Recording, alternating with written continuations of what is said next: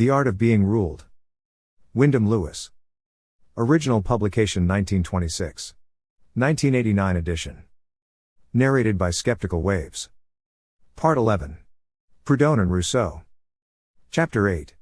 Only the individual is good. In his demagogic program, Rousseau starts from the lying, spoliative, homicidal supposition that only the individual is good, that society corrupts him, that, consequently, it is better for man, as far as possible, to abstain from all relations with his fellows. That, Proudhon says, is the criminal, foul, antisocial, disgusting foundation on which the despicable, hypocritical demagogue, Jean-Jacques Rousseau, has the effrontery to build. Having advanced this insidious and lying principle, the rest of the system outlined in the Contrat Social follows in the nature of things. All that it remains to men to do in this wicked world, regulating their proceedings on this program of systematic isolation, is to establish between each other a mutual assurance for the protection of their person and their property. That is the social contract of Rousseau in all its naked horror. In a word, the social contract, as conceived by Rousseau, is nothing but the offensive and defensive alliance of those who own something, against those who own nothing, and the share of each citizen is the police duties incumbent on him under this contract, his functions assessed pro rata, and according to the risks he runs at the hands of pauperism. Proudhon then proceeds to stress the exclusively political nature of Rousseau's creed. The right allowed to a man is the right to vote for a political representative.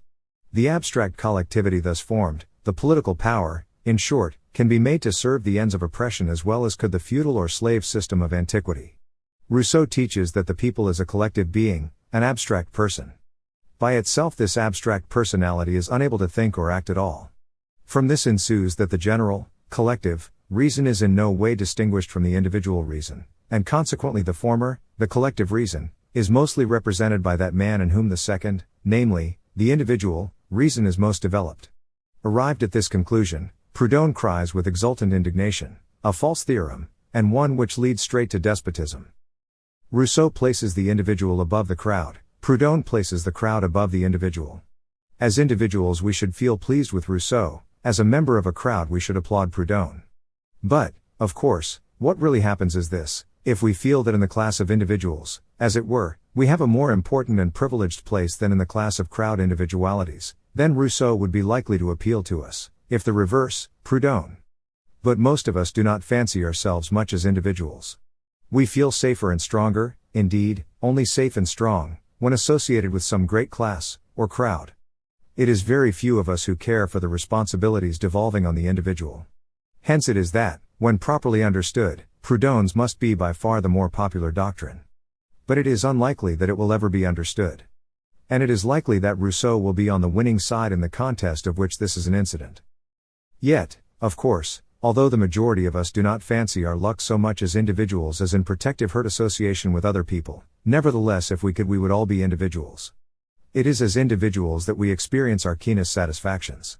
It is our successes as individuals that count most with us.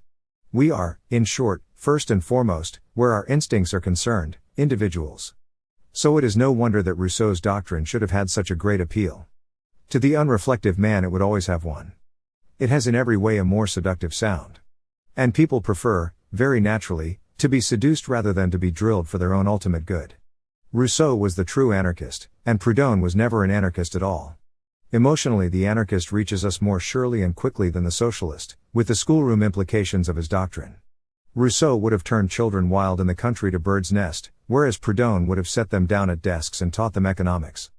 There is no need to say who would have been the more popular with the children. So there is a conflict between our interests, which are associational, and our pleasures, with the risks they entail, which are many of them individual and anarchic.